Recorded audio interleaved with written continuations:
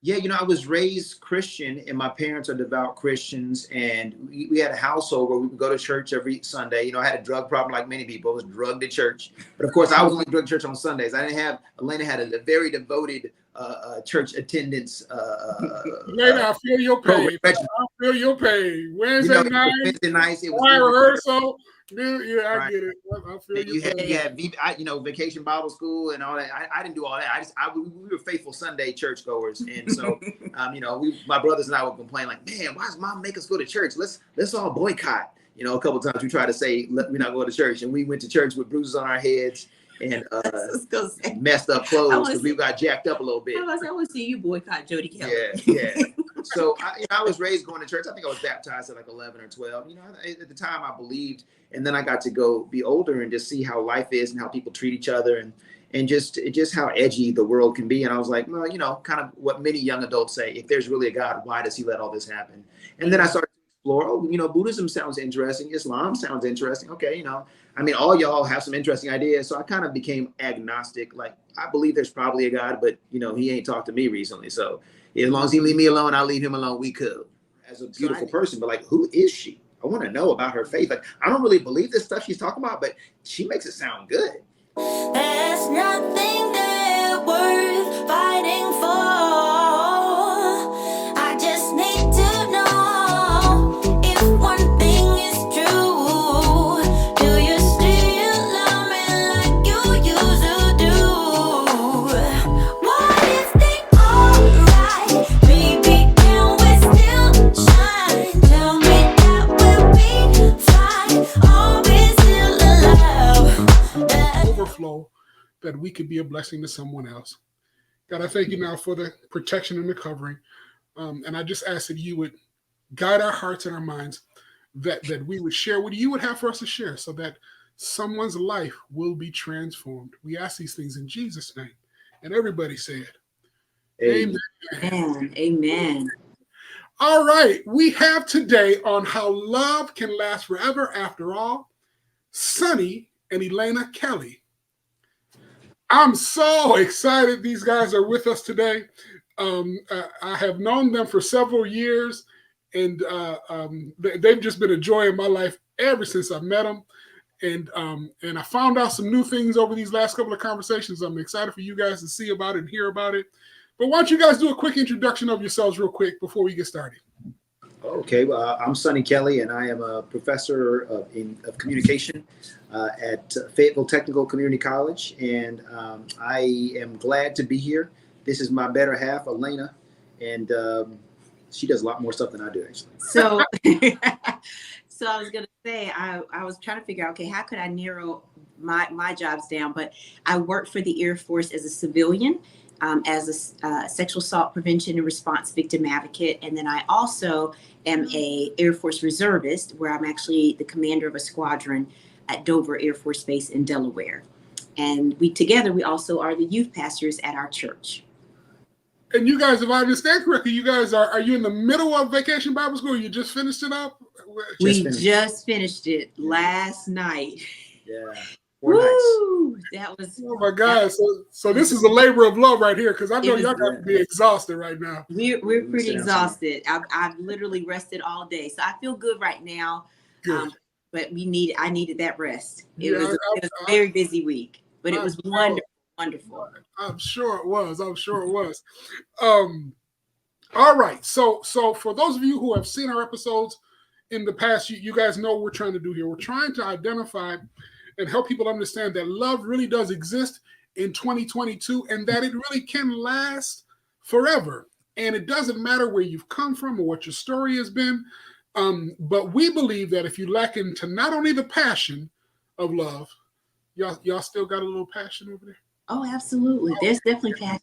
Yeah, listen, it'll be 33 years in October. I'm still chasing her around, Sonny. I'm still chasing her around. All right. Catching every once in a while, right? Say it again now. You catch her every once in a while, right? Every now and again, she let me catch her. Every now and again, she let me catch her. But what I found in these last 3 years is that trying to clarify the purpose of love, realize that I had been doing a lot of the things that I believe is in the purpose of love, but I didn't know it. and my wife and I started talking about, man, if we only knew these purpose principles 30 years ago, we'd be even better than we are now. And I think we're pretty good now. So, but you know, in talking with my daughter who is late 20s, she just had her birthday. You know, she said, "Boy, Dad, I wish the fellas knew what you're talking about now, because what I'm seeing out there." So I said, "Okay, we're gonna start a podcast and try to help some of them out." So I, you know, I got a bunch of my couple friends together, and I asked them to kind of do this, share with me, and here we are today. So we're gonna start with a couple of quick questions, and we'll see how it goes. So the first thing I want to ask is, how old were you guys when you met? Okay. I was 25, going on 26. And I was 23. And so at 25, what state of mind were you at, Sonny? Where were you at? I was just trying to just live life and figure out what the next step was. I think I was at a loss in a lot of ways. I didn't know if I wanted to do acting or maybe get into business. I was just kind of trying to figure things out. Definitely wasn't interested in trying to venture into dating and all that. I'd kind of been there, done that, had a lot of bad experiences. I thought that, you know, that whole world was a waste of time. So just trying to figure out what the next step was, a little bit clueless about what life was about and trying to find purpose, you know. Well, welcome to 25 years old, man. But Hey. gave up on love at 25? Oh, Lord. Yeah. We might have some good stuff happen before the end of the show. Okay, Elenah, how about you? So, and that kind of taps into how we met. But I was in the Air Force. So new in the Air Force, at a new career, but I was back in my hometown. And to be honest with you, I wasn't happy about being here in Fayetteville. I wanted to venture out and meet, go to somewhere new. And, but at the same time, I was not interested in a relationship. I had a really, still had a negative taste in my mouth from a really bad breakup that I had when I was in college. And then I had encountered someone else after coming out of college. It wasn't as bad of a breakup, but it was one of those situations where I just kind of was looking at the writing on the wall, and I'm like, I think I should probably just focus on being young and my career and not even worry about relationships. So people would be trying to introduce me or bringing up people or whatever the scenario is, and I'm like, don't even waste your time. I'm good. I'm not even interested in a relationship. See, a couple of quick questions I got about that. Cold word for I wanted to be away from home. Are you? What's your parents do? So my parents are definitely pastors. So I'm a PK. Oh, you want to be away from home? Okay. Yeah, I thought it. My daddy wasn't a pastor, but it's in my family, so I know what you're talking about. Absolutely. And it wasn't. I'll be honest with you. I didn't have a problem with being a PK. That I always accredit my parents that somehow, some way, they were able to raise us in a way that we didn't feel that some of the pressure that a lot of young people feel as being PKs, where we felt the need to rebel.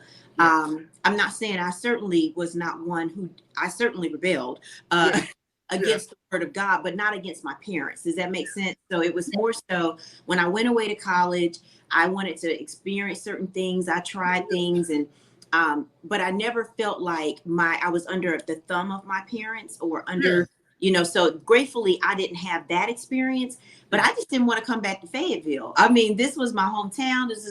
I went to college only 2 hours away, so I was still coming home almost every weekend. Yeah. So I just kind of wanted, like, when I put to spread your wings, on the list of places to go, I put Hawaii, I put Germany, I put, I put Japan, I put places, and they said, you're going to Fayetteville, North Carolina. I'm like, wait, did y'all see what I put on the list?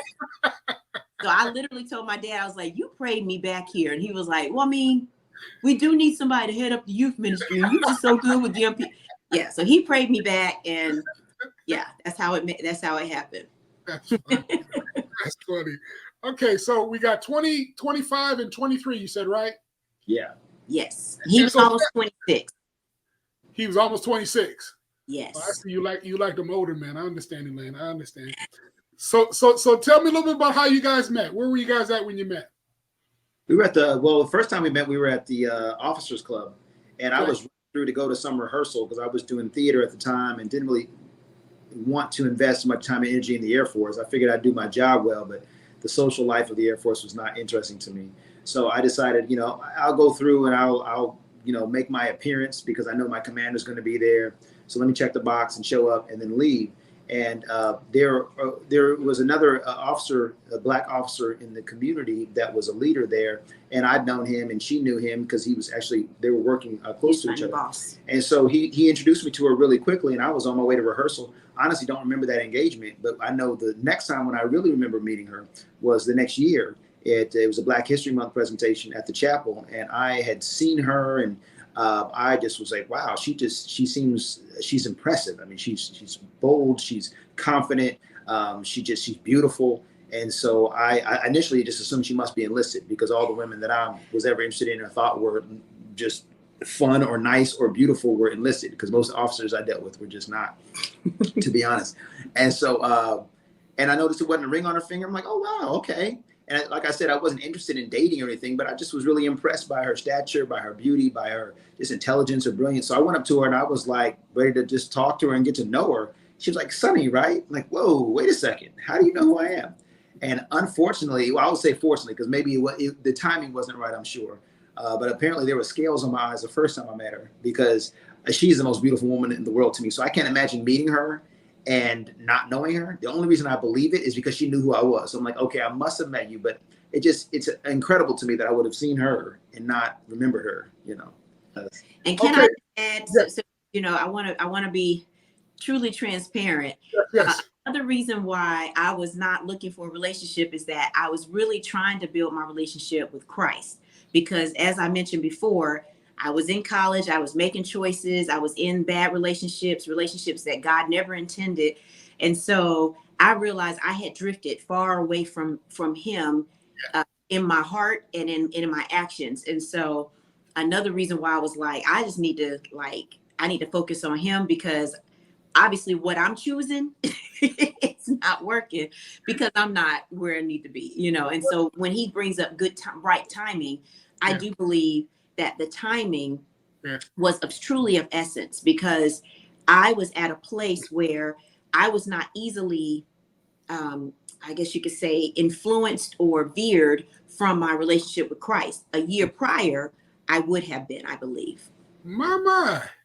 Now it's interesting because you talk about your college experience and what I keep getting in my head is you've had this Pretty Ricky experience. You remember Mark? You've had this experience, and we, if we all turn the cameras off and tell the truth, we all got them times when we, Lola Falana. Oh, I done told her my age. Who's younger? Y'all know? Please tell me you know who Lola Falana is. I know who Lola Falana is. Okay. Really, I don't really know who she is either. She was past my time, but we got the moments where something real good walked past us and.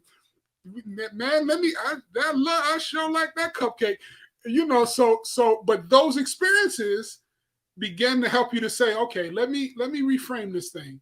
Absolutely. And so it sounds like that's where both of you guys kind of were at that moment, trying to get a refocus. I think, Sonny, you just said, man, I really didn't know that I didn't know nothing. I was just trying to mark the time kind of thing. Yeah. So now you're at this Black History event in the military. So tell me, Elenah, how was it for you to meet him for the second time and he's not remembering or recognizing you? I didn't take offense to it. I really didn't, because the one thing is that we did not see each other not one time from the first time we met to the second time. And I'm gonna be honest with you, the main reason why I remembered him is because his last name is Kelly, and my first boyfriend's name was Kelly. Last name was Kelly. So giving her PTSD, man. You giving her flashbacks. but we had, that's what I said, we're still really good friends. So it was one of those, teenage. We were in the same choir together, and so I never had any negativity towards that. But his name stuck in my head because his name is Sonny Kelly. That's his real name. So name like Sonny, and then of course the last name was something that was memorable. It just stuck in my head. So in my mind, I didn't take offense. I was like, oh yeah, I mean, it's not like, we encountered each other more than once. It was a very quick meeting, and so I didn't take offense to it. But what's interesting is as you kind of mentioned, is that from that first meeting, it was like we started encountering each other almost every other day from that moment. From the Black History moment. I'm sorry? From the Black History moment. From the Black History moment. It was with the year in between. A whole year goes by. Nothing. We don't see each other. We don't run into each other. A name doesn't come up.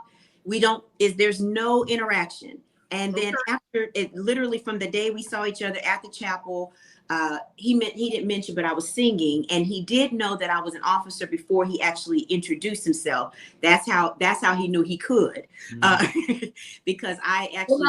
Explain a little bit of that to me. Protocol. Explain a little bit of that to me. Protocol.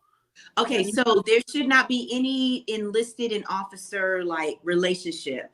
So if he was interested in me, found me attractive, if he thought I was enlisted, then he should have never like tried to like interact with me. But when he interacted with me, I didn't take it as a how do I say it, like a flirtatious type thing. But he seemed like a nice person who was introducing himself. And but what happened was my uncle was actually the speaker for that Black History program. And they called me up to actually present the gift. I was in civilian clothes because I was singing in a group, and all of us were different ranks, and there were civilians in the group as well. So we decided we just all wear the same colors and we wouldn't be in uniform. So when I came up, he saw me singing, but had no idea because he didn't remember me and I wasn't in uniform. But when they called me up, they introduced me as Lieutenant Godbolt, which is my maiden name. And at that point, he was like, "Oh, game changer. She's an officer. I don't see a ring. Let me introduce myself." So that's how it happened. But from that day, it was almost like every other day we were encounter each other at the fitness center. He called the office I was working in, and I wasn't even, that's not where I would normally work. I was working in that office on a special tour or duty. And it was just all these interactions that were coming, just like you said, out of the blue. Like a whole year goes by, but now all of a sudden we're seeing each other or hearing from each other almost every other day. Yeah. Okay. So let me see if I can catch up. Let me make sure I got this all right. So second meeting, Black History, your uncle spoke. He finds out you're an officer, and then from that time on, after a year of not seeing each other, you're having all these different encounters. Right. Now, yes. You were in an office that you weren't supposed to be in, answering the phone. Help me with that.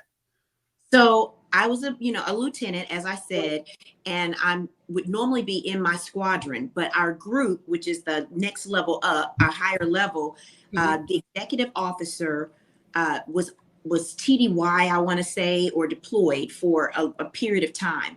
And what they did was they had a few different officers rotate through to take up to, I guess you get to fill in for him. Gotcha. Well, as a brand new second lieutenant, to be honest with you, that was a big responsibility. Most of the time they would have put another captain or another first lieutenant, someone who wasn't brand new to the Air Force in the position.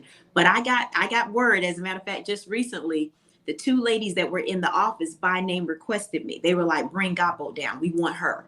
And they're the ones who run the office. So there was the secretary and the master sergeant, who was the NCOIC of the office. They did special request me, and that's another part of the story we'll get to in just a little bit. Okay. But I was sitting in that seat as the executive officer. Well, he was calling to speak to the deputy commander, who was a lieutenant colonel at the time. Okay. And he was calling to speak, get on his calendar. So I answer the phone. He's like, "Elenah?"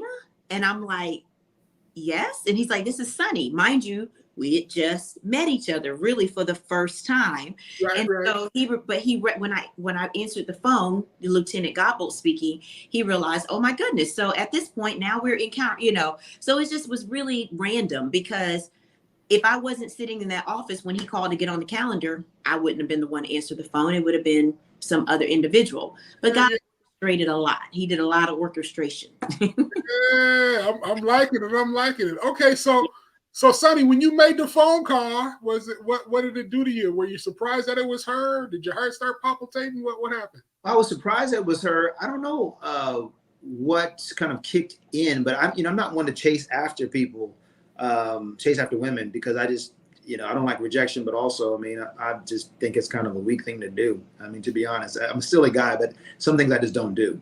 And so Gotcha. I don't like, oh, can I give you flowers? Oh, will you like me to write a poem for you? And whatever, man. She likes you, she doesn't, she doesn't. You know, that's my attitude. But I was just really, really drawn to her light. And I don't even think I thought of it in a way of getting goosebumps or you know, fluttering in my stomach. I just thought, man, this is a really cool person. That's amazing that they're on the phone. Oh, I gotta get to know them. And I think especially because you're, as a Black officer, you're in the minority, you really want to build solidarity with other Black officers. And I knew several Black officers, but they didn't really have the light that she had, and they weren't, for whatever reason, I just didn't have a lot in common with them. And I didn't know what I had in common with her, but I could just tell the way that she moved through the world was just, there was a light there. I was like, oh, I like the way she is, you know. So when she answered the phone, it was a pleasant surprise, and I was like, oh wow, this is a cool new friend, and you know, here she is. I gotta get to know her better, you know. Yeah. He actually asked me on that conversation. I can't remember what happened, but we were just kind of chit chatting a little bit, and he was like, "Where have you been all my life?" And I was like, "Right here in Fayetteville." You know, like right here. Now this is on that same phone call. Say what now? This is on that same phone call. Yes, that was on that phone call because we were Okay, talking. so you just met her a couple of days, and you already asking where you been. I'm like, okay, so Right, yeah. right. Because it was like he sensed something in me that was, you know, I bring a lot of energy to a room, and so I think I was bringing energy to a conversation. He does too. Right now, he's a little downplaying it. I think a little bit. I think he's a little tired, but but I think he sensed that energy, and he's like, "Where have you been all my life?" And I was like, "Right here in Fayetteville." Mind you, like I said, I wasn't happy about being in Fayetteville, but he made it all. Right, and I wasn't happy about being in Fayetteville either. I mean, it was nothing but God, because I mean, either at the time either, I was just like, okay, I got stationed in Fayetteville. I want to be out in the world. The one redeeming value of it was that it was a highly deployable position, and I wanted to deploy. I wanted to see the world, and I did. I got to go to a lot of places, Germany and Oman and Saudi Arabia and Kuwait and places like that. So, you know, when I first got in, I just volunteered for every deployment and took them. That's another reason why we didn't see each other much, because I was always out in the field, which is why I joined the Air Force. So, so for me, I wasn't in a position to kind of, I guess, to be like, oh, God is orchestrating this, because I didn't believe in God at the time. I just was like, oh, this is an interesting coincidence. Okay, let's see what's going on, you know. So now, when you say you didn't believe in God, what was your thought process? What was your view of God at that time? Yeah, you know, I was raised Christian, and my parents are devout Christians, and we had a household where we would go to church every Sunday. You know, I had a drug problem like many people. I was drugged to church. But of course, I was only drugged to church on Sundays. Elenah had a very devoted church attendance. Elenah, I feel your pain. I feel your pain. Wednesday night, it was rehearsal. Yeah, I get it. I feel you had you know, vacation Bible school and all that. I didn't do all that. We were faithful Sunday churchgoers, and so you know, my brothers and I would complain like, man, why does mom make us go to church? Let's all boycott. You know, a couple of times we tried to say we're not going to church, and we went to church with bruises on our heads and messed up clothes because we got jacked up a little bit. I want to see you boycott Jody Kelly. Yeah. So I was raised going to church. I think I was baptized at like 11 or 12. You know, at the time I believed, and then I got to go be older and just see how life is and how people treat each other, and just how edgy the world can be. And I was like, well, you know, kind of what many young adults say: if there's really a God, why does He let all this happen? And then I started to explore. Oh, you know, Buddhism sounds interesting. Islam sounds interesting. Okay, you know, I mean, all y'all have some interesting ideas. So I kind of became agnostic. Like, I believe there's probably a God, but you know, He ain't talked to me recently. So as long as He leave me alone, I'll leave Him alone. We could. So I didn't expect Him to actively be involved in my life. So the fact that, I will tell you, one indicator or one thing that kind of awakened in me spiritually was at the Black History Month presentation, they were singing "I Just Can't Give Up Now," and you know, the Mary Mary song. And as they were singing, I was just sitting there in tears. For me at the time, I was thinking about Black people and what we've been through, and how, wow, it's amazing how faith has really given people a purpose and driven them on to survive. And I was just in tears, like, wow, that's just a powerful concept. You know, I admired the concept. I didn't buy into it, but I was like, man, you know, I'm glad that they found some reason to live. Well, what I didn't realize was that the Holy Spirit in her, the light in her, was drawing me, and I had an appetite for that sense of purpose, that sense of connection, for relationship. I just didn't know that. And so, so that was kind of what kept drawing me forward. And so that's why I kept just kind of pursuing not only her, but really at the time I was just really pursuing that light. And then it turned into, once we went on, we'll talk about our first date, realizing, oh, wait, it's her. and the light. You know, it's both of them. Yeah, listen, the song that keeps just pounding me in my head, was it BB and CC or just CC? Hold up the light. It was BB and CC. It was BB and CC. Yes. That song just keeps pounding in my head. Well, He keeps for the record, my name means light. Cut it out. She's her favorite, so there you go. Elenah and CC, when you said, like, it was BB and CC, because I know everything about them. But CC Winans is my favorite. Yeah. But yes, my name means light, and it also means bright. And so, yes. My. Okay. So now y'all on this first call, and where you been all my life? How did y'all start dating? What happened? What happened? Okay, so let's see if I can try to wrap it all up. So in the grand scheme Right, of now, things, take your time. I want it all. well, okay, so here's the deal. So we kept encounter each other, and once again, he got on my boss's calendar. He came by the office, sat down, talked to my boss. So I actually saw him then. Then we went to the actual meeting, the meeting that he wanted to get on. He wanted to sit down with my boss to basically present a program, a mentor program that he was volunteering for in the community to the other Black officers. It was an organization called AFCOMAP. So long story short, we come to the AFCOMAP meeting. All this is happening like within days of each other. It's like this back-to-back situation. We're running into each other. And at some point, he ends up kind of, at some point, I want to say it was probably in our second encounter when he came by the office, he said something like, we ought to get together for lunch or something one day. And I was like, oh, yeah, we'll have to do that. Now, mind you, I am like adamantly against dating. And so at this point, by this time, because he said, probably because he said, where have you been all my life? That kind of alludes to like, I want a connection with you. But I kind of, in my mind, just kind of immediately thought like, he's looking for a date and I'm not interested in dating. Like I was just adamantly against dating. My mom knew, my dad knew, everybody knew I'm out of the dating game. And so when he asked me, I'm like, yeah. It was one of those things like, yeah, we should do that. But in my mind saying that would never happen. And then I think he asked me, he ended up calling the office again and asking me again. I was like, oh, okay. I have to check my calendar and I'll get back to you, and just gotta, mind you, just hoping for a way that he'll kind of get the clue. Like I'm not interested in going on a date. And then finally he sent me an email. And he was like, hey, so have you checked your calendar yet? And this is, once again, as he said before, this is unusual for him. He's not been pursuing anybody. So I'll tell you the situation about the date in just a little bit, because that'll explain the date. But what I ended up doing was I realized, okay, Elenah, you're making more of this than you need to. As we talked about in the Black officer world, it is not unusual for us to go to lunch together. We try to stay connected. We try to build community. We try to encourage one another. And it's not as though we're being mistreated, but necessarily. We're just used to being the minority. We're just used to being a minority. And it's just always great to have that community. When you're with each other, you don't have to code switch. You have a lot more in common, right? You don't have to, like, when you hear something that's kind of a racist joke or whatever, you don't have to like pretend like you didn't hear it or whatever. We know each other in a certain way, right? So what I realized was that I'm like, you're making more of this. You go to lunch with other male Black officers all the time. That is not unusual. He didn't ask you on a date. He asked you to lunch. And so at that point, I just kind of had to kind of like, okay, slack up a little bit, relax. And so I agreed to go to lunch with him because he was being so adamant. But I remember him asking me, he said, hey, where do you want to go to lunch? And I said, anywhere is good. I said, just as long as maybe it has a good salad bar. Because what I didn't tell him was that we had started a consecration the very first day of February. I have no idea why we started it on that date that year.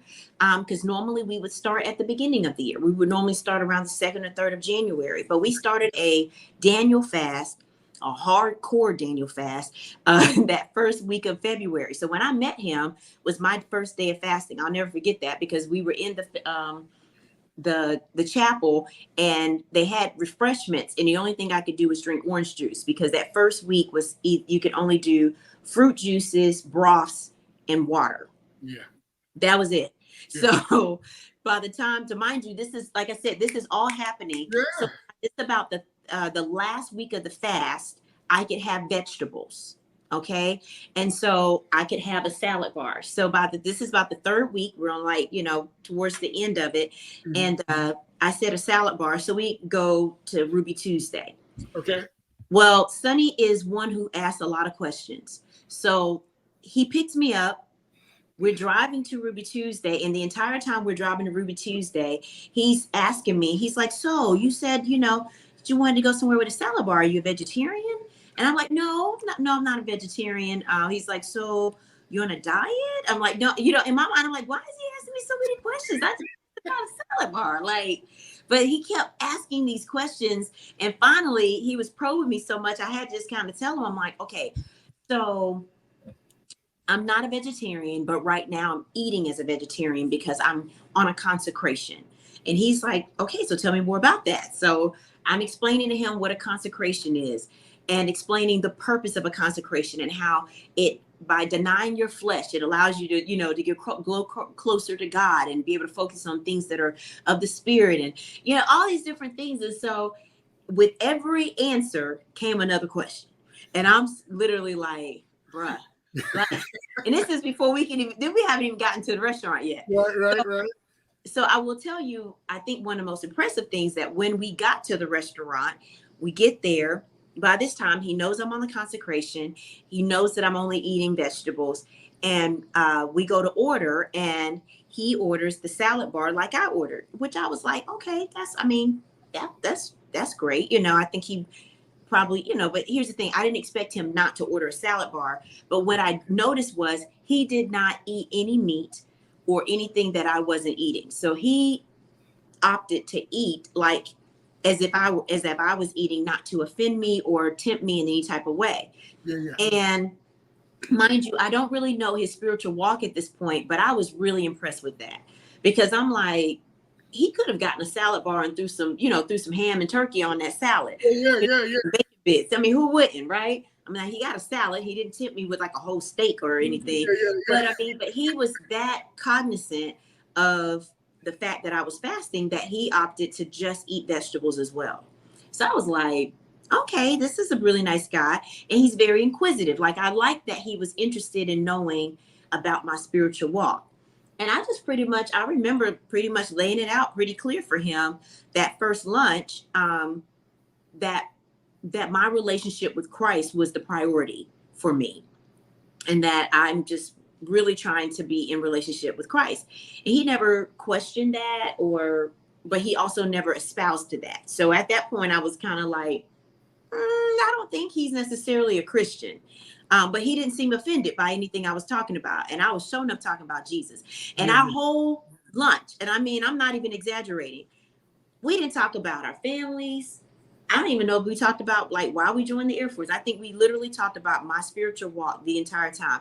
By the time we were done with lunch, I feel like I explained the Holy Ghost. I explained the different levels of prayer, asking, interceding, travailing. I remember like talking about deep stuff with him.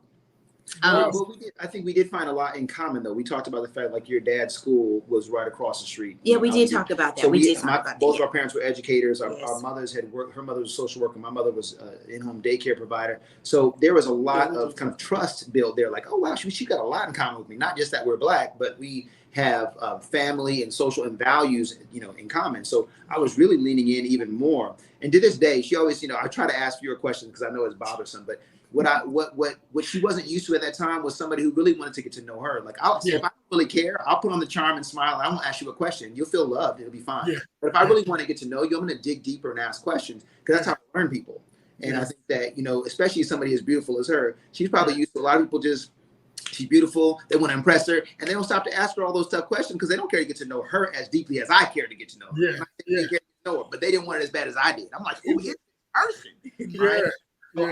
So when I see something I care about, I learn deep about it. Whether it's, I don't know, my field. That's why I got a PhD. I drill deep, and so that can be unsettling, though. And it can be annoying as well. But I didn't realize. I didn't realize how much I cared about her till I realized, wow, I'm really thinking about her a lot, asking her a lot of questions, not just fantasizing about her as a beautiful person, but like, who is she? I want to know about her faith. Like, I don't really believe this stuff she's talking about, but she makes it sound good.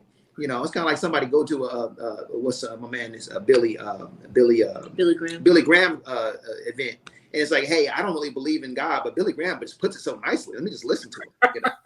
So now, was this intrigue before the email?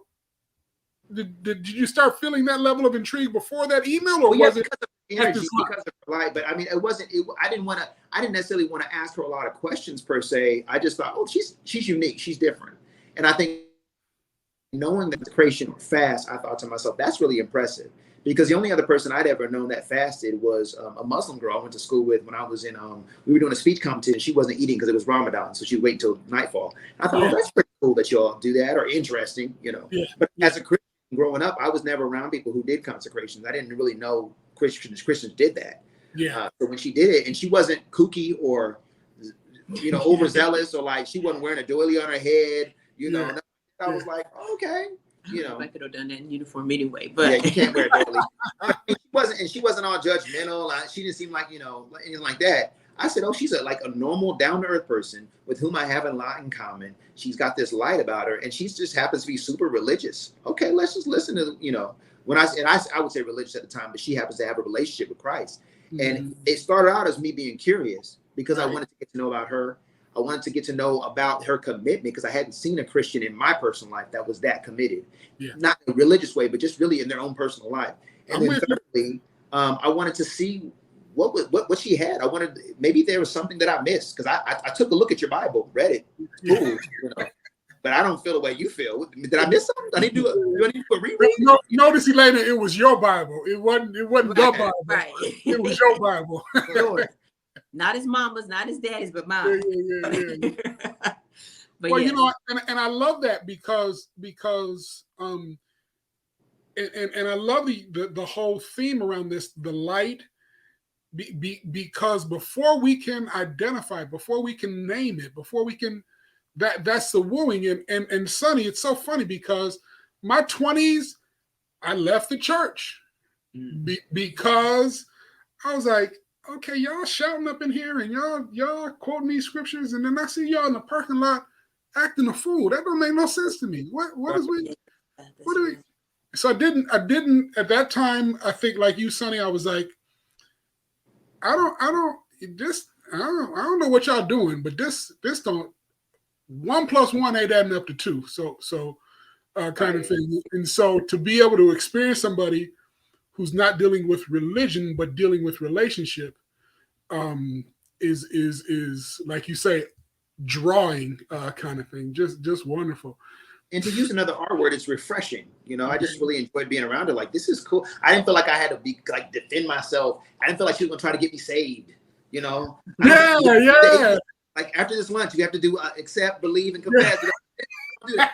She didn't pull a track out. She didn't pull out the little book. Track out. She didn't pull out one of the little tracks with a picture of the devil with the corns. I'm like, you go to hell if you keep on drinking. I didn't get that. This was going to be a mentorship lunch. This was going to be, how are you doing in your career? You know, I wasn't interested in all. He was the one that asked all them deep questions. So, but once again, I think the other deal is Sonny. I think you hit it on the head. You know, she didn't turn around and say, "I'm going to try to win you to Christ." She just was who she was. Told her truth, man. Yeah, with love and with grace. Yeah. Just powerful, just powerful. So, what do you specifically remember? Like, what was going on in your head that you were asking the questions? I know you just said you're intriguing. Was there anything else to that lunch, or any other thoughts you had within that lunch? I think for me, I was just trying to kind of find out what made her tick. Usually with people who have commitments like this, you ask a few questions, you realize, oh, you're trying to impress somebody. Oh, you're a church person. But I kept drilling and asking. I was like, oh, this is stuff that you really believe in. And it doesn't sound too kooky to me. I have a Christian background. I understand it. You make it sound in a way that's not real mystical. It's just God is real to you. You have a real relationship with him and you walk it out. And I was impressed. I admired that. But I was also, again, like you said, drawn to it. So for me, it was a very positive lunch, very enjoyable, actually, because again, I was able to ask her questions I would normally ask of Christians, but I didn't have to fear her judging me. I didn't have to fear her trying to save me. I didn't feel like I was making her uncomfortable. She was just honestly sharing her real self. Yeah. And because her real self had impressed me from the beginning, I was just like, wow, this is you're really real? Okay, I almost want to kind of pinch her cheeks. They're lovely cheeks. I want to pinch her cheeks. Like, are you really? Okay, this is cool. We can be friends or whatever. I don't care, but I like being around you. I liked myself. I don't even remember making the choice about the salad, but it's like a choice like that for a 25-year-old to make. It's a noble choice. I liked how I was feeling better and brighter and more noble around her. Watch out there now. Yes. I don't think I would have known to articulate it at that time, but looking back now, I think the positivity that I felt and the joy that I felt was probably a part of me also kind of like aspiring and to be better and hoping, I can be better too. I can hold on to hope. I can live with purpose. Remember, I told you I was seeking purpose. Yeah. The person who was living purpose. And I was like, okay, there's something I want that she has. And I want to emphasize, and you correct me if I'm wrong, Sonny, it wasn't that you were a bad kid in any way. Nice guy. By anybody's standard, you were probably a fella that anybody would love to see you bring home. Absolutely. And people and like me, people were trying to hook him up with people because he was a nice guy. He was a attractive guy, obviously, but nice, personable, got along with so many people. So people in his office, people in his unit, like people are always trying to hook him up. But he was also in a kind of a very I'm not dating anybody type scenario, which was a very big surprise for the people in both of our circles when we both kind of said that we were gonna, wanted to introduce them or they were going to be connecting to, they were all like, who is this? Well, who was this? Who got through the wall? Okay. So it looks like the wall got broken down at this luncheon. Yeah. So that was the first lunch. There we go. Okay. So what happened next? So after that lunch, this is what I have to tell you. We come back from the lunch. He drops me off. We spent a good amount of time. It was definitely at least an hour lunch, probably close to an hour and a half. By the time I get back to the office. That's what officers can do. Officers can do that kind of. Okay, I mean, we did have the hookup just a little bit. Right? I mean, exactly. We always make up for it. So, but yeah, so we had a lengthy lunch, and when I came back into the lunch, the two ladies that I told you about that I'm working in the office with, their names are Miss Hermine, and I call her Master Sergeant White. Her name is Zena White. They were sitting there, and I told them, I just saw them not too long ago, and I promise you, it was almost as if they were sitting like back to back, like with their arms crossed, like, they were like waiting for me as I walked through, like they up, how your mama's, waiting at the door when you come in from a date, and so they're like waiting, and they're like, so how was your lunch? And I was like, it was nice, and they were like, So did you enjoy the conversation? And I was like, yeah, he's a very nice guy. He's great, And they were like, that's your husband, right? And I'm like, y'all are talking crazy. Like, Miss Hermine, Master Z, like, it was just lunch. We had lunch. It wasn't a date. Like, the husband, we're not talking about husbands. And both of them were like, mark my words. That's your husband. And both of them are absolute wonderful women of God, believers, operate in the Holy Spirit.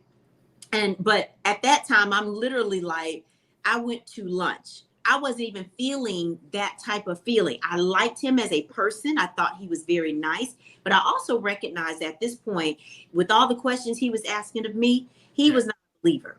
So at that point, I wasn't even considering him in that way. But I did like being around him. I thought he was a really nice guy. I felt like he would be a good friend, like somebody I would have a good friendship with. Come on, man. Elder Barge, he had his Elder Barge going around there. I can just see Chico. It was Chico. Chico. So I listen.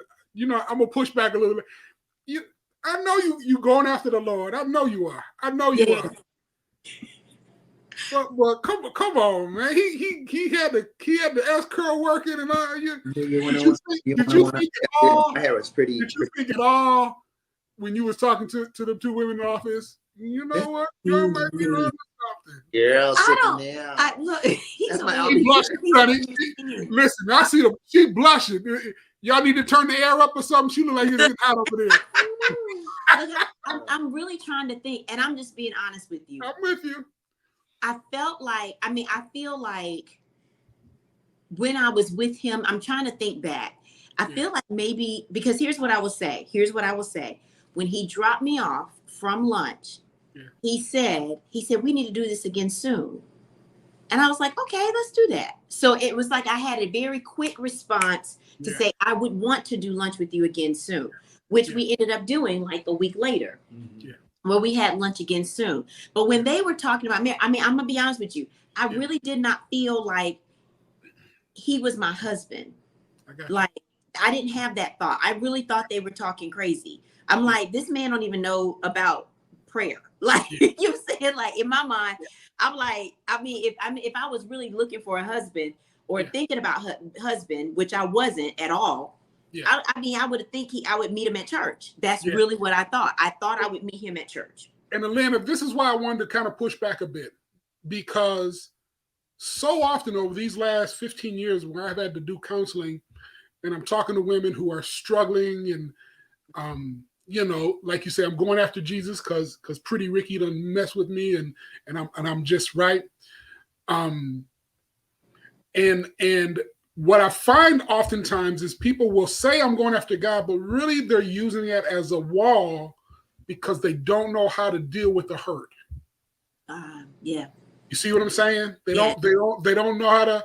So they call it, I'm building a relationship with God, but really it is, I ain't letting nobody up in here no more because I got hurt way too bad. And so, like I said, I've talked to you a little bit, so I know what's coming down the road, but I needed to emphasize here that because remember, this podcast I'm trying to do merge the passion with the purpose, right? And so y'all might not say it right now, but I could clearly see that passion started bubbling. You know, and you can see that. I mean, you can see that in the fact that it took a while for him to get that first lunch. But by the time we went on the first lunch, I was eager to go to lunch with him again. You know, I'm like, didn't take her eyes off my pecs. I'm gonna tell you. and listen. Can y'all see this? Listen here, and how many years y'all been married now? 19 and a half. Almost it'll be 20 in March. Listen, my pet's been gone a long time, Sonny. I ain't even trying.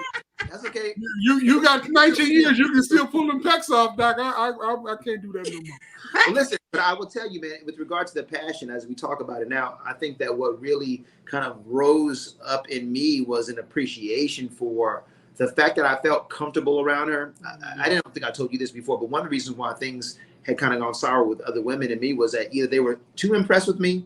Oh, you're so smart. They would fawn over me and they'd be like, I'm not that much. Stop. Yeah. Or they would be not interested at all. And because I'd be weird. I'm in theater. I don't care what I wear. I say weird things sometimes. I have deep thoughts. And that if I share it with you, you might think I'm weird. I've had people kind of roll their eyes like, okay, you know. And you ask a lot of questions. And you ask a lot of questions. And I wanted to clarify that I will say, when he was asking questions on that first lunch date, or lunch, we'll call it lunch because we're not gonna call it a date because then that would have been against what my principle. Fast day, yeah. But when we were on that first lunch, I really wasn't irritated with his questions. I was on guard on the way to lunch because I was trying to uphold the word of God and not let people know that I was fasting. So I was trying to make sure he didn't know that I was fasting. Yeah. So I was nervous because I'm like, he is going to make me like say this, and I don't want to say this. I want to maintain this, secret fasting. She had washed her face and anointed herself. Honey, I anointed myself. I put on my good, my good lip gloss. So I ain't had no ashy lips, none of that. So, but let me tell you so that admiration that it did turn into passion that rose up for me was, wow, this girl, I'll ask tough questions or I'll say things, or she knows I'm in the theater. She see me dressed in civilian clothes. I don't care to impress anybody. Like, she's not weirded out by me, but she's also not unduly impressed by me as well. She just thinks I'm a nice guy, which is all I want to be. I'm just me. I didn't have to perform for her. For me, I felt like I didn't have to perform. I'm like, this is cool. This is a person. I feel like I'm letting my hair down and relaxing, and she hasn't left, but she also hasn't made me feel like there's an expectation I have to live up to. Yeah. Refreshing. Yeah, very refreshing. So okay. So now we got done through the first date. It's been a week later. What happened next? What's going on next? So we set up now this. I'll try to skip through, but no, don't skip through. Don't cheat me on nothing. But once again, like I'm telling you, it was random stuff. I'll go to the fitness center. I run to him to the fitness center. We'd be driving into base. We would see each other driving to base. Throw up a hand. It just like we had not seen each other in a year. Now, mind you, he had been deployed, I think, twice in that period of time because he's raising his hand every time. And 9/11 had kicked off. If you think about the time frame, we're now looking at we're 2002. 9/11 had kicked off. This is February of 2002. 9/11 kicked off September of 2001. So we're hot and heavy in deployments, right? And so he's taking these deployments, but we keep encountering each other. So we do make a decision to have lunch the following week. I'm off the consecration. We go to a soul food restaurant. Let's get to it now. Yeah. And this is literally a funny part about our story. We were so comfortable. Like he said, we were not performing for one another. We're just so comfortable with one another that we're eating some soul food. Two fine folks eating some soul food. We eating soul food, but more importantly, the way I eat, I used to eat chicken because I don't eat chicken anymore. But the way I used to eat chicken is that I would eat I like the gristle off the fatty part on the edge of the bone. I eat all of that. I leave nothing on the bone. Same here. And that's how he eats chicken. So I'm so comfortable with him. I'm literally having a conversation with him and I'm just like gnawing on the end of the bone, getting the gristle off. And I realized like, girl, you are doing this in front of him. Like it clicked. Now this is when the passion's starting to rise. They see you see it now. Because the fact that I even cared that I was doing it in front of him was an indication like I really was starting to like him. Because we're having, now mind you, I'm not even gonna lie. I'm going to put it out here. We had a 2-hour lunch at least that time. We were talking about everything in the world. We talked about our parents. We talked about our family members. We talked about college experience. We talked about a lot. I love it. During that lunch, we're going in, we're just really enjoying each other's company. And so I'm gnawing on this chicken bone. And when it came to me that I was doing this, I looked up because I was like, oh my God, I just did this I'm doing this in front of him. And I look and he is doing the exact same thing. And it was like this aha moment. It was like it was just like, he eats chicken like I eat chicken. So it was one of the things like we just went back to just eating chicken. Like, I mean, I didn't even care at that point. But at that moment, that should have been a good indication that I did like him because I cared about eating my chicken like that. But I just didn't normally eat that in public. Like in public, I only do that at home. I wouldn't normally do that in public in front of anyone, but I was comfortable with him. I felt at home. See that? There you go. I felt at home with him. Watch this. Don't let this get past. You didn't just feel comfortable with him that you could eat, but you did that in public, which meant that there was this safety around y'all that it didn't matter what the rest of the world saw. Right. We say that to this day. We say that we are each other's safe space. Absolutely. And as much as we can, as much as we value each other's opinions, so we can certainly make each other feel insecure. Like, if I don't notice something she has on, she's like, "What, do I look okay?" If I put something on, I'm like, "Hey, babe, what you think?" She's like, "Eh." I'm like, "Oh man, my feelings are hurt." We can be so insecure because we value each other's opinions so much. Yeah. We also are most ourselves when we're together, and that's the great, whether in public or not. Absolutely. One thing, so you're helping us out here because we're dredging up some memories and things. I'm connecting dots. I remember dating other girls, other women, and like having a moment of either they saw me eating the chicken the way I do, and they were like, "Ugh," right? Or like, "That's a bit much," right? Or me just being frustrated, like, "You gonna leave all that chicken? What wasteful person are you? How could I'm done. This is last check." Right. Yeah, we work in youth ministry because we go up. They're kids who leave chicken on bones in youth ministry, and we be like, who raised these kids? What kind of parenting is this? You can stay home today, kid. What did I do? You just honored the Lord's food. Bless for you. I don't even eat chicken anymore. I'm still offended when you leave chicken, like, straight up meat on the bone like that. So, but I will say, after that moment, I think we both realized, oh, this is more. I was like, that I'm lunch feeling right Sonny, did you notice that too? Did you notice that you guys were eating chicken the same? Oh, I remember that moment. That's why it was like such an angelic moment, as if the eyes opened up. Because we both kind of like paused. It was almost like eating the chicken. It was like we paused and looked each other in the eye. I'm sorry. And looked each other in the eye with the chicken bones in your mouth. Did we ever name it? I don't feel like we ever named it, but it was almost like I know I was thinking it, and then I think he was thinking it, but we didn't name it. But in that moment, I just realized, like, oh, I'm okay, because he eats the same way. Cool, and I just we just proceeded, but it was a pause. Like I remember, like, oh my God, am I doing this? Yeah. But at that point, I think by the end of that lunch, like I said, this was a 2-hour plus lunch. I got to the ladies in my office, but here's the thing. They not worried because they already have called it. Like I walked in the second time and they're like, mm-hmm. Like that's literally what they said. They were like, mm-hmm. And I'm like, okay. And I didn't even say anything. I was like, okay, ladies, I had a great lunch. That's, and they were like, mm-hmm, we know you did. Mm-hmm.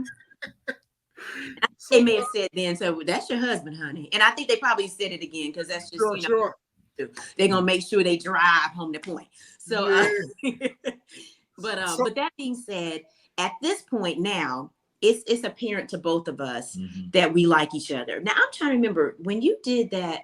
So this is still February. This is the most incredible part of this is this all of this is happening in the same month. Yeah, like in 2-3 weeks. Yeah. So our first date that was March. That was March. So you had come to my performance before then. Yes. So we had several encounters. Okay, so I was he invited me. So this was the other part. So there's two things that happened after that second lunch. The first thing that happened was the end of the Black History Month closeout. There was a banquet. They started off with a chapel service. Then they did a banquet at the end of the month. I had already invited my mother to come to the banquet with me, and I had bought her a ticket. And I had said to her, after the second lunch, I said to mommy, I said, hey, Ma, I said, when you come to you gonna still come to the luncheon with me, right? And she said, yes. And we had discussed during our lunch that he was also going to go to the luncheon. Gotcha. So at that point, I knew he would be there. So I said, I want to introduce you to somebody at the lunch when you come to base. That's kind of how I said it. And she said, who? I said, oh, it's a guy named Sonny. He's a nice guy. I just wanted you to meet him. She said, I don't want to meet him. No, she didn't say that. She said, where's he from? I said, he's from California. She said, I don't want to meet him.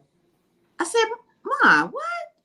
Why not? And she was like, and she literally like started tearing up. And she said, because she said, because you're going to marry him and he's going to take my baby away. Wait. No, she was on the phone? No, I was at home. I still live. Oh, I got you. And I saw her with her face. She teared up. And she said, who? She said, who? And I said, oh, it's a guy named Sonny I've met. I said, we've gone to lunch a couple of times. I said, he's really nice. I just wanted you to, I want you to meet him and see what you think about him. And she said, where's he from? I said, California. And she said, and she just teared up. And she just said, I don't want to meet him. No, she said, I don't want to meet him. And then she teared up and said, because she said, because you're going to marry him and he's going to take my baby away. What'd you think about that? I literally was like floored. Once again, these old people talking about, I'm about to get married. I'm not even trying to date anybody. I'm with you. At that point, realized I did like him, but my mom saying that was significant. And when I go back, looking back, or when I went back to talk to her about it, and even talk to Miss Hermine and Master Z about it, they all said the same thing. They all said that they knew how adamant I really was about not dating. Because, mind you, I'm a brand new lieutenant. I'm new to the base. Sometimes they would be kind of saying, well, have you thought about him? Have you seen that one?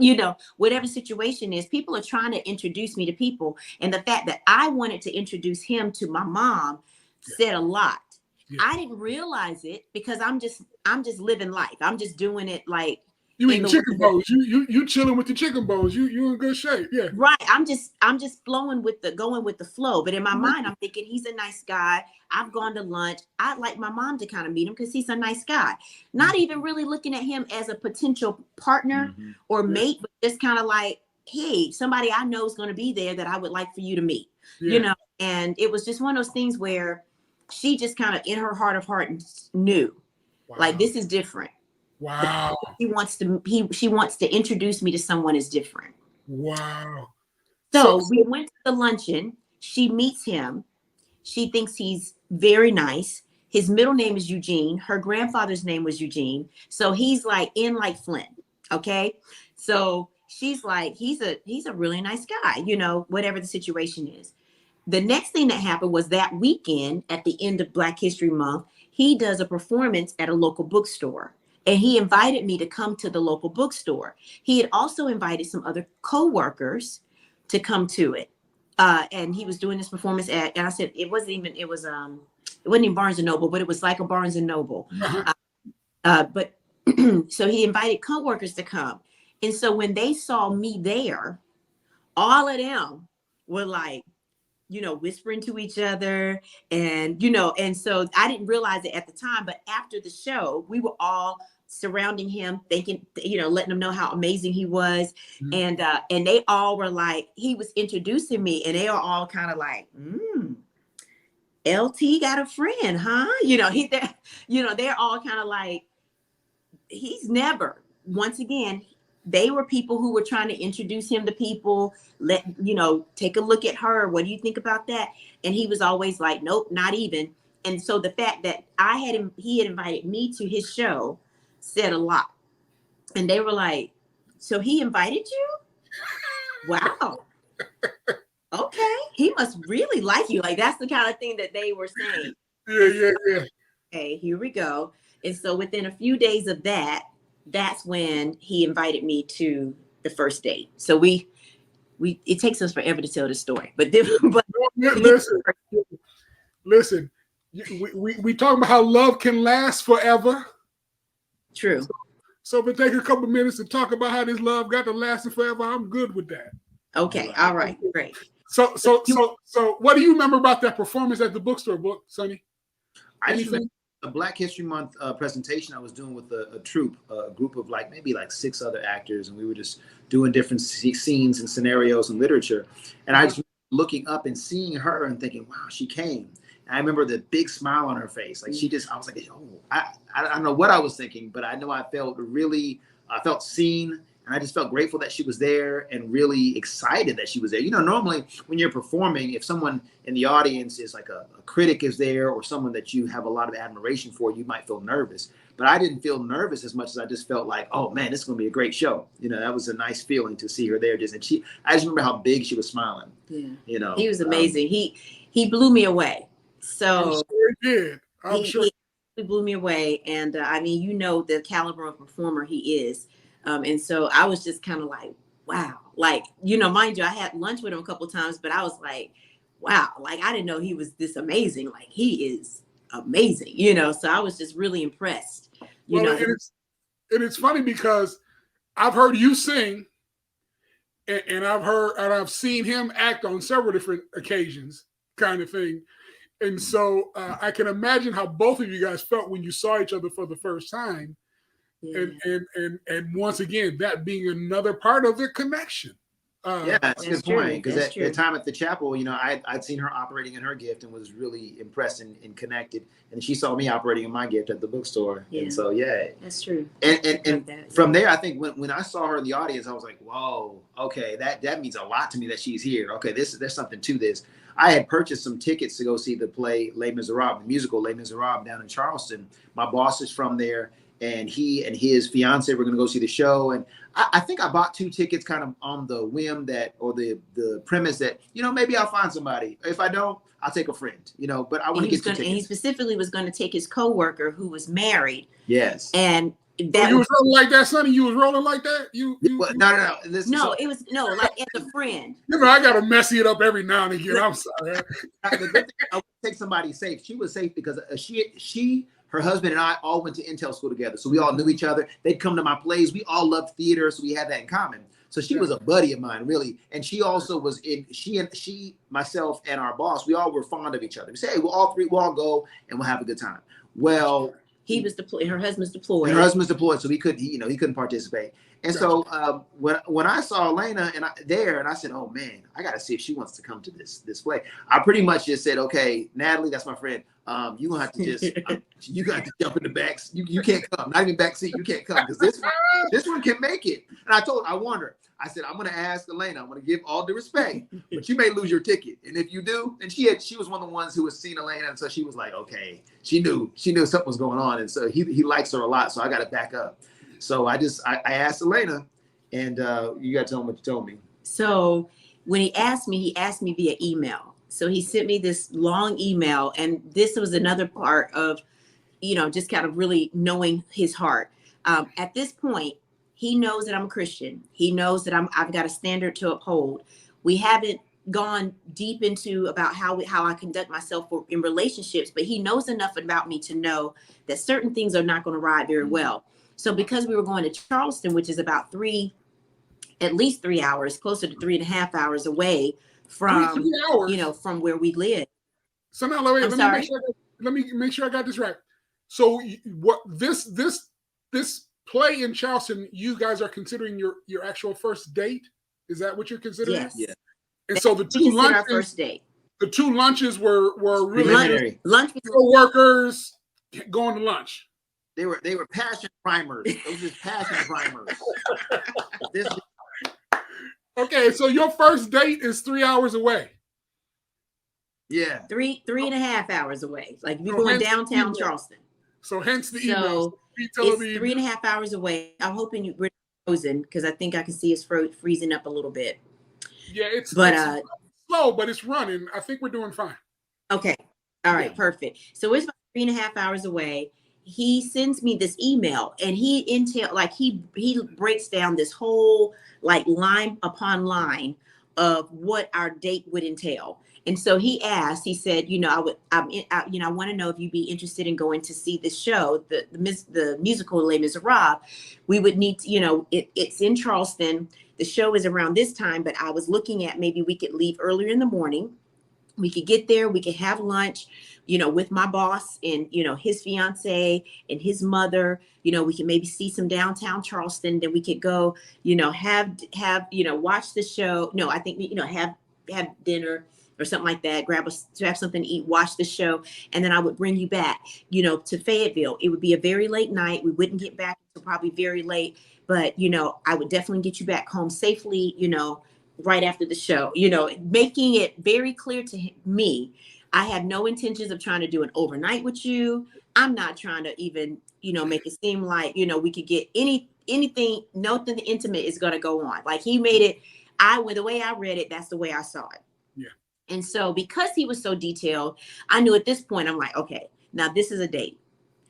Because now he is asking me on a date, like a real date. So at this point, I'm nervous. Because now I'm going against my own personal belief and steadfast determination that I was no longer dating. I'm not dating until God sends me whomever that he wants me to marry. And I also know he is not a believer. He is not a Christian. He's not walking in that way, but I like him. I do like him. That's real. Passion's there. We can see it. It's there. Yeah. So I call my mother up. And I called my mom and I asked my mom, I'm like, Mom, Sonny just asked me out on a date. What do you think? And she's like, okay, well, what kind of date? What is she asking? And I read the whole thing to her. And she said, well, Elenah, it sounds like to me, he's being very respectful. And he sounds like, I met him. I think he's a really nice person. I think you really like him, and I think as long as you know how to conduct yourself and you maintain your standard, I don't see anything wrong with you going on the date. I think he's made it clear that he knows that you have standards. And as long as you maintain those, I think you're going to, I don't think there's anything wrong with you going on the date. Stop. This the same woman that said she didn't want to meet you because you're going, and this is 3 weeks later?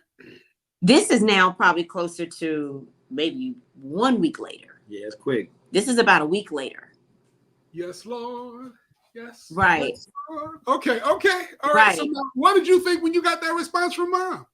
So at that point, I'm just still nervous, but I'm like, I value my mother's opinion. I promise you, even right now, I probably don't purchase 95% of the things I purchase without FaceTiming my mom. What you think, Mom? You know, so I value my mom's opinion. And so I trusted what she said. And I absolutely took that to heart. And I said, you're right. If I've gone to lunch with this, with this guy for twice, what's the difference in the grand scheme of things? If we are very much establishing that we are not going to be doing anything intimate, we are going to be in groups, we're going to be out in public, we're going to be this, this is a doable thing. I'm with you. So, and I also felt a little relieved because I'm like, yes, because I really wanted to go on the stage. Because that's what I want to hear. Like, wait, hey, this is the same mama that just a week ago didn't want to meet this jerk. But I'm not putting all that together. Like, I'm not seeing. Yeah.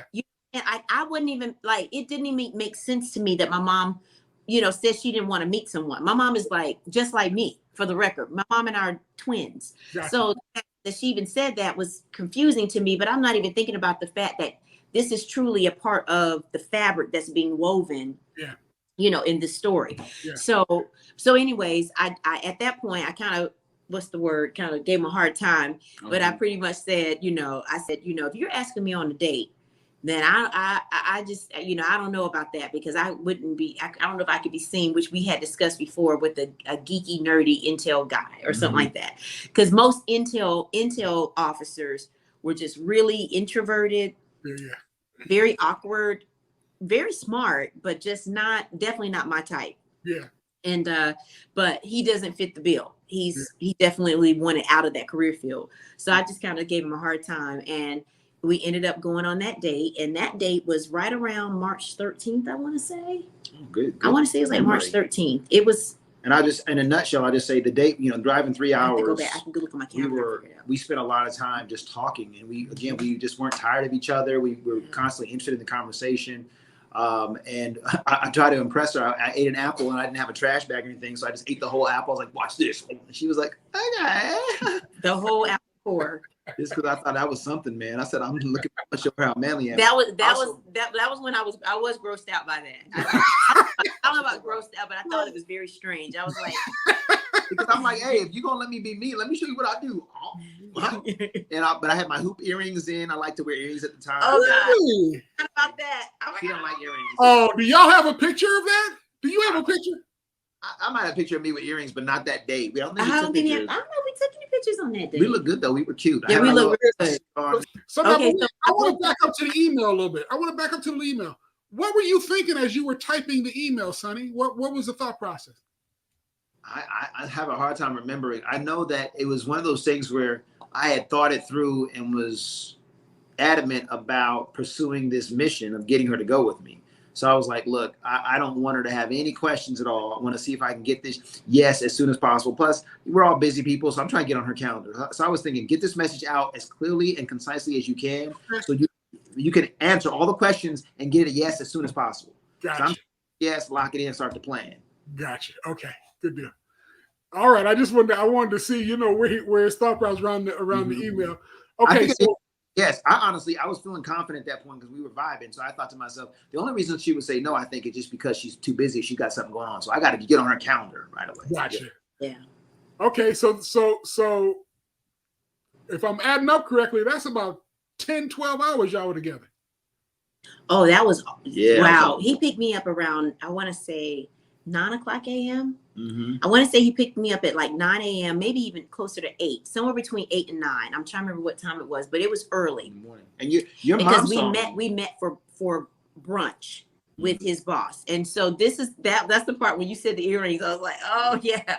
So my mom came to the door to open the door for him when he came to pick me up. And I wasn't quite ready, but I was, almost ready. But I was, she came to open up the door, and she came back to the room, and she said, did you know he wears earrings? I was like, no, because I've only seen him in uniform, except for when he did the show. And when he did the Black History show, he's a character. Yeah. And so So I just was kind of like, I was like, no, I did not. And my mom was like, he wears earrings, and she knows I do not like guys in earrings. Like that was a thing for me. Like it was a hoop earring. Did you say a hoop earring? Hoops. 2 hoops, Gold hoops, yeah. Not the little diamonds, not the little diamonds. Hoops. Yeah, not as big as these, but Little little, you know, the little small hoops. Little lobe huggers. They were lobe huggers. You have got to find one of them pictures for me. I would love to see that. I love it. He's got some.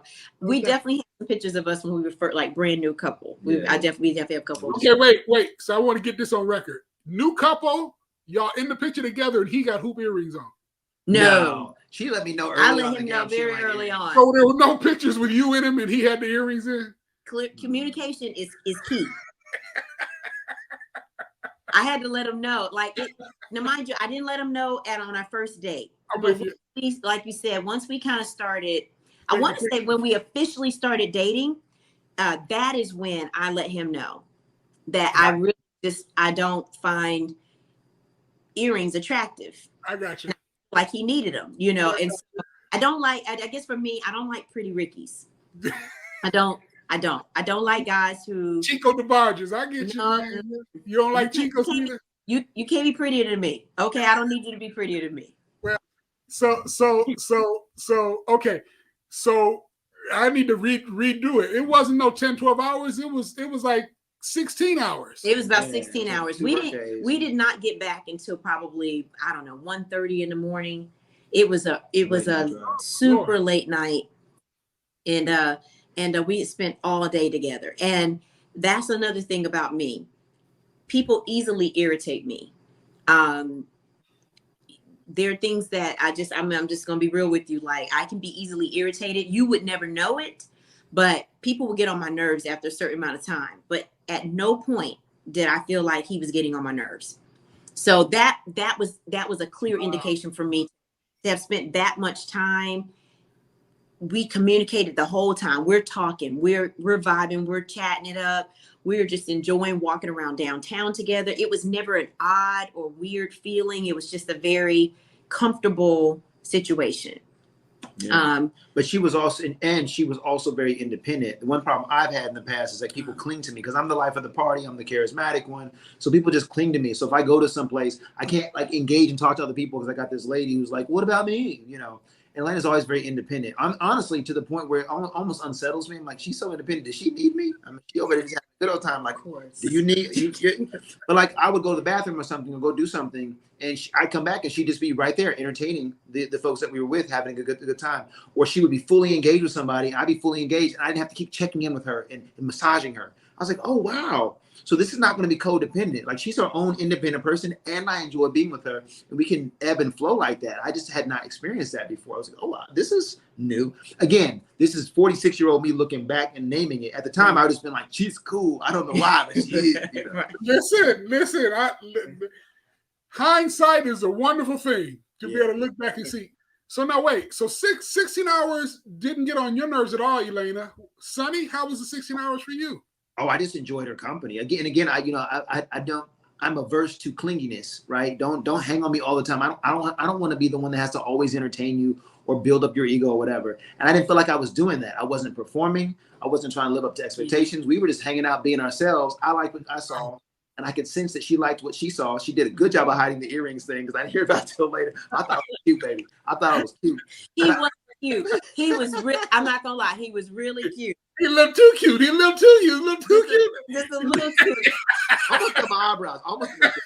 And here's the thing, like I had to at that point, like I realized, like I remember when he first picked me up, I was like, oh my God, he wears earrings. Oh, I hate earrings. But it was like I realized, like, but you've spent time with him and you know you like him. Forget the earrings. Just spend time and get to know him. Spend this time and just like you need to chill. Like check yourself. Just get to know him. That's why you're here on the date, to get to know him. Yeah. Focusing on something as superficial as an earring, right? Right. Yeah, no problem. So now we're on this date, and Sonny's getting hot. I'm getting hot. I don't know if it's because of the weather or what, but we on this date. What's happening? But for the record, it's Charleston. it's sticky. I mean, so sticky. This is the part of the day I remember, like, my hair started to do the whole swell thing. Oh my! And we had to go to do you remember going to a drugstore and we went and picked up a flat iron or a curling iron so that I could reset my hair, because we had been walking all around the city, and I was trying to make sure that my hair looked decent enough to go to the show at later on that evening. So I remember even doing, so it's hot, it's sticky, it's Charleston. Well, so now I want to ask this question too. Would that have been something you would have done, like no matter who you were with? Hey, can we stop at a store because I got to get my hair right? Yeah, probably. I'm not gonna lie. Okay. The type A in me, absolutely. Because see, this whole braid situation, I'm loving the freedom of it. But this is Elenah in her 40s. Right. I have not had braids since I was in college, and I got them specifically because I was taking swimming. I have always been a very type A, want things a certain way type, person. So no discomfort. It would have been no discomfort in terms of telling, quote unquote, your date, hey, my hair, I need to get something to tighten up my hair real quick. Okay. No, here's the thing. That was a hard one for me. Because I'm just thinking about the whole, like, the comfort level you had at the soul food restaurant. Was this another enhancement of that comfort level? Yeah. Once again, I would argue that this entire date is a comfort level to even say yes to a 16+ hour date. That's true. I ain't trying to be funny. I love my wife to death. I've been with her for 40 years. I still don't know if we can do a solid 16 hours together. Yeah, I'll tell you, funny. The older I get, the more I want of her, actually, because I wouldn't mind. Like, when we go on vacation, I'm like, let's get everybody here. Don't get no calls. Because everybody wants a little piece of Elenah. I'm like, dude, y'all quit calling and FaceTime. We doing an interview now. You people, hey, look at this. I'm like, no, shit, bro. Shit me. We gonna read a book. We gonna look each other's eyes. We gonna tell some jokes. We don't need nothing. So, from the beginning, I've been very comfortable with this one-on-one. But even more so, the older we get. Praise God. We still really like being together. Yeah. Well, listen, and I don't think that's a coincidence. Like I really do think that is a result of walking in this purpose that we're the reason why we're here together. I really do believe that, because I'm the same way. Like, another reason why I had to kind of start this podcast is because I've had to help people through the whole COVID thing. Right. Yes. Let me tell you. Great point. And I was telling Elenah, I didn't realize I was a closet introvert till COVID. I had excuses not to go to your party, your wedding, I'm like, I ain't gotta go. Loves events, but I learned that I'm much better. I want to spend time with her and the boys, and I'm good. And so COVID-19 for us has been great. Great. But it has given us a chance to get to know each other better, to spend more time, to cook more. I've cooked more than I've ever cooked. She's cooked more than she's ever cooked. We've sat down and eaten together more. And it's like conversations, And I feel so bad for those people who are like, oh, I got to go back to my husband or my wife. I'm like, I'm glad. I want to go to work. These people tell me, I want to go back to work. I want to go back to the office. I'm like, oh, okay, yeah. And we were home and we were just peeking. Oh, you good? Can I come by? Okay, finish. I see you when I finish my meeting. I loved it. It was great. Yeah. I was gonna say, just a shout out to Black Love. I think another reason why it was so easy for her to ask for, or to take a break and go get the curling irons, because I know what happens to black hair and humidity. So I'm like, oh yeah, that makes perfect sense. As a matter of fact, I should have thought that for you. Let's go. But here's what I will say, just to add to the comfort level. I was trying to rethink. He did not. How do I say? He wasn't looking at me any differently, even though my hair was like looking crazy. Yeah. He wasn't looking at me any differently than when it was like, on point. So there was something there that did give me a sense of just a sense of security to say that he is not with me because I'm perfect. He's not with me because I have a certain look. For the record, he hadn't even really seen my hair down outside of when I came to the theater show. Yeah. And I do remember what I was wearing because I was trying to be cute.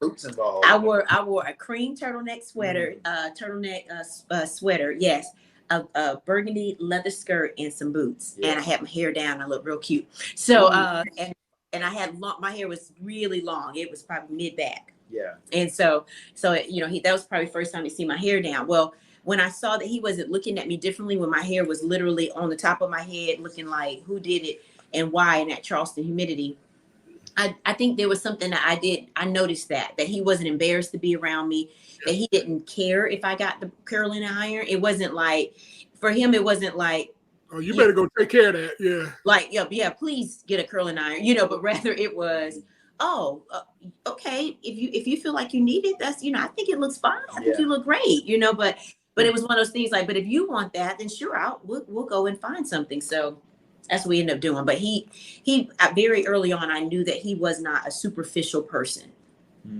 I knew that. Not superficial, but also like, and I tell my wife to this day, she still doesn't believe me. She can wake up first thing in the morning, roll over, and I'd be like, "Girl, you the finest thing." And she like, "Calvin, if you don't stop," and she thinks that I'm joking. She thinks that I'm like, right, Sonny? Right. Like, I definitely think that he exaggerates, but right. And listen, we've been blessed in this way because I know Elise is beautiful as well, exceptionally beautiful. Let's just say we married up, right? Right. They go out in the world, and I'll see beautiful women like, oh, she's pretty. Can't touch Elenah though. Right. I mean, you're beautiful. Beyonce, you're great. You're great. We have a fight about Halle Berry. I'm like, Halle Berry, okay, thumbs up, but you can't touch this. Right. Listen, and once again, I can't help telling Elise that, right? And I finally started telling her, girl, I'm gonna wear you down, and you're gonna stop telling me that I'm lying to you. And one of these days, you're gonna start believing this. But I like the challenge of getting you to the place of believing it, kind of thing. And so, but once again, I really do think that that's part of the reason, like you said, we could get through this COVID time and we get through our difficult times because that place of authenticity that you guys have continued to share, kind of thing. So it's hot at this show. And I have a 3-piece suit on. This is my only suit that I own. He was decked out. You was 3-piece down? 3 pieces. With the who? Listen. I suited and booted. He looked awesome. Dude, but he was hot. We sat down in the theater. We of course we're coming in from parking. We're coming in. It's time to get to our seats, and he's sitting down. And after he sits down, he goes to take off his jacket, and I could see that he was about to take off his jacket. And so at that point, I began to go and help him. I'm going to keep my hands in the screen, but I went to go help him. We'll go that way. Help him, help remove the jacket. And then once I helped him take the jacket off, I just folded it and laid it across my lap.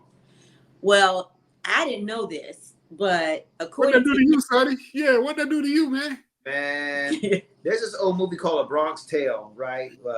Robert De Niro, I think, produced it. And Chaz Palminteri's in it. Anyway, long story short, there's this mobster. His name is Sonny. And he's telling this young man who's going on his first date. He says, when you get out of the car, you walk around and you let her in the car, you close the door. When you walk around, if she doesn't reach over to unlock that door, she's a selfish broad. And I always just remember that. I'm like that whole notion of like, if she's looking out for you, that means something, especially early on in the game. I had never had anybody help me take my coat off at all outside of a family member, my mother, right? Sure. I certainly had never had anybody care enough about my article of clothing to fold it nicely and put it over their lap. I was just like, what just happened? Like that to me was just probably the greatest act of, I don't know, romantic love or affection that I had ever experienced. And I was like, I just noticed it like, okay, that was nice.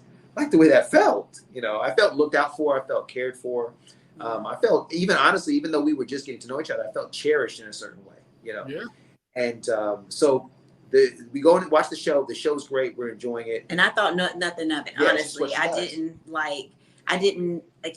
it was a second nature for me to do that. So we get to the intermission. So we get to intermission. We go to intermission. We actually meet up with his boss and his fiance. And I think they had another set of friends that, that had also come to the show. But we were seated in different areas. So we met out in the lobby. We chatted it up. We talked. We come back to our seats. It's intermission is over. We come back to our seats. And when we sit down in our seats, like the lights go down. I feel like maybe the lights hadn't gone down yet.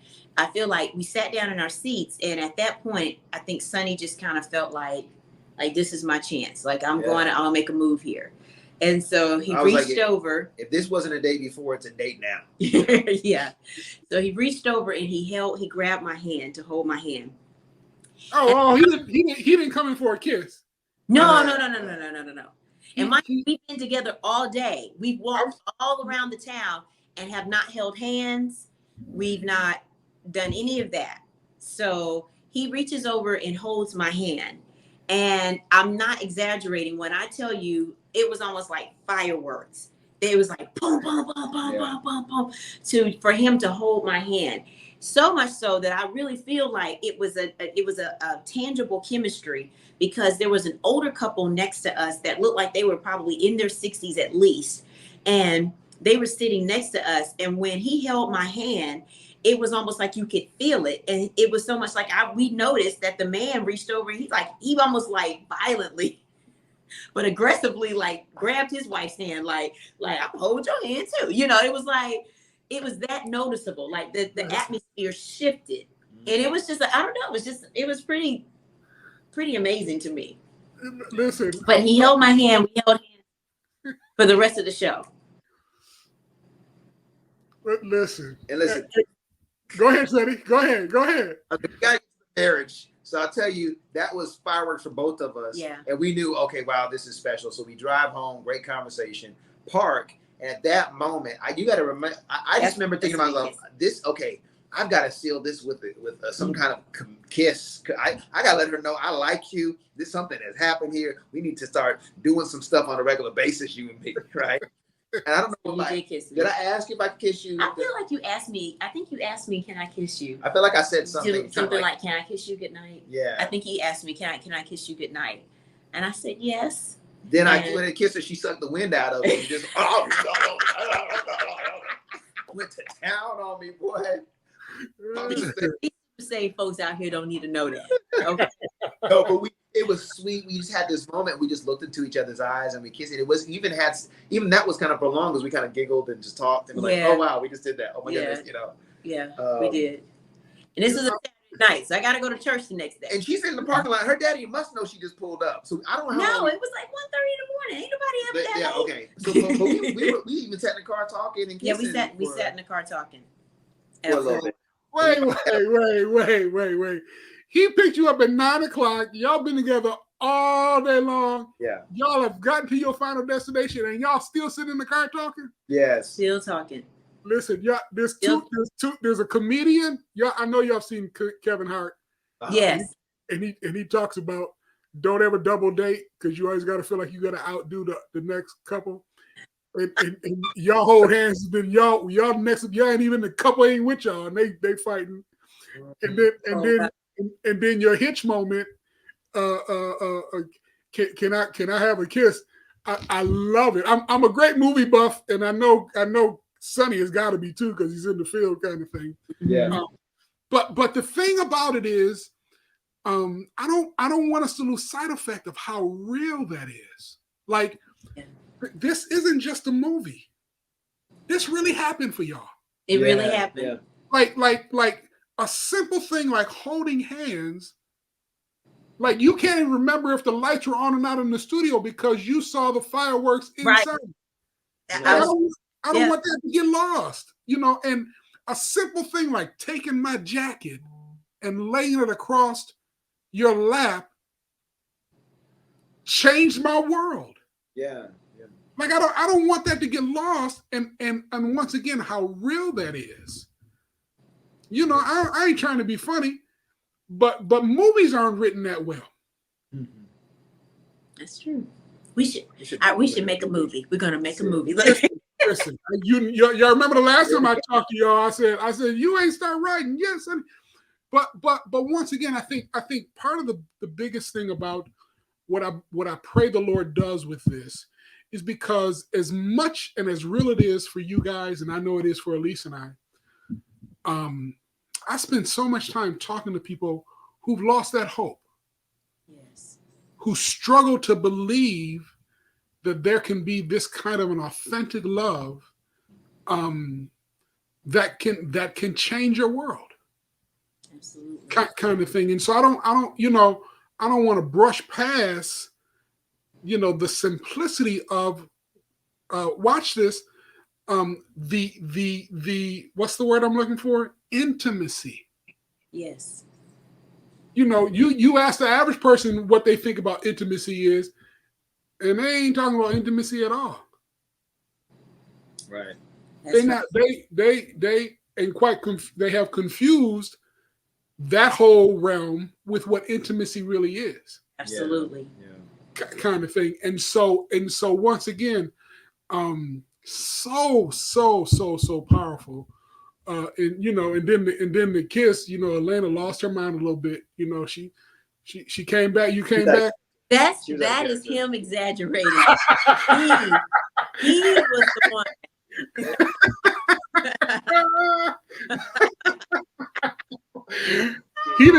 I didn't kiss you. You kissed me. No, you kissed me. We were kissing each other. Y'all were mutually submitted to each other. Is that what I'm understanding? Yes. But here's what we got to get to. Yeah. Here's the realness. Yeah. He still ain't saved. Right. And next time on How Love Can Last Forever After All. Here's the realness. Yeah. He still ain't saved. Right. I'm trying to compete with it. I'll tell you that much. Not 16 hours. I can't do that. I'm not doing that one. It was perfect. It was the perfect date. I go to church the next morning. Wait. I'm gonna stop it again. It was the perfect day. Yes. I want that to marinate for a minute. I want that to marinate for a minute. It was the perfect date.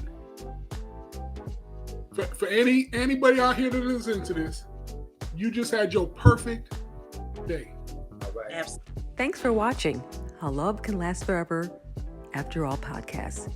Please remember to like, subscribe, share, and make comments. New episodes come out every other Friday. Thanks so much. See you soon.